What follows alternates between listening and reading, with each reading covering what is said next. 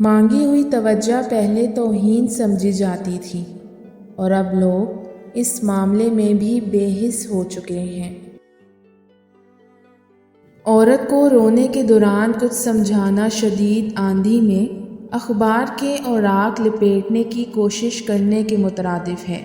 اسے صرف گلے لگاؤ اور وہ پرسکون ہو جائے گی۔ رتبہ تو خاموشیوں کا ہوتا ہے، الفاظ تو بدل جاتے ہیں لوگ دیکھ کر۔ انسان ہمیشہ سخت مزاج اس وقت ہوتا ہے جب لوگ اس کے نرم مزاج سے ناجائز فائدہ اٹھا کر اسے تنگ کر دیتے ہیں۔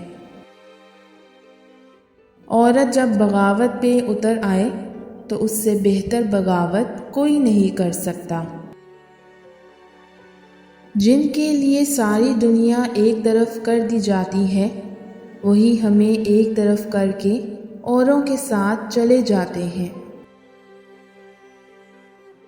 رابطے ختم ہو جائیں، رشتے ٹوٹ جائیں تو بھی محبتوں کو کوئی خاص فرق نہیں پڑتا۔ جس طرح یادیں حافظے پر قابض رہتی ہیں اسی طرح محبت بھی دل سے دستبردار نہیں ہوتی۔ محبت کب شروع ہوئی کسے یاد رہتا ہے؟ یاد صرف وہ وقت رہتا ہے جب اس نے تکلیف دینا شروع کر دی۔ محبت کی اذیت بعض دفعہ خود محبت سے بڑی ہو جاتی ہے۔ کسی رشتے کو کتنی بھی محبت سے باندھ لیا جائے لیکن اگر عزت و احترام چلا جائے تو محبت بھی چلی جاتی ہے۔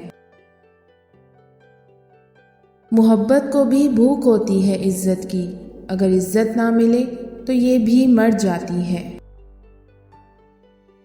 مرد ایسی عورت کی محبت کے لیے اپنی جان، مال، دولت بلکہ کسی چیز کی پرواہ نہیں کرتا۔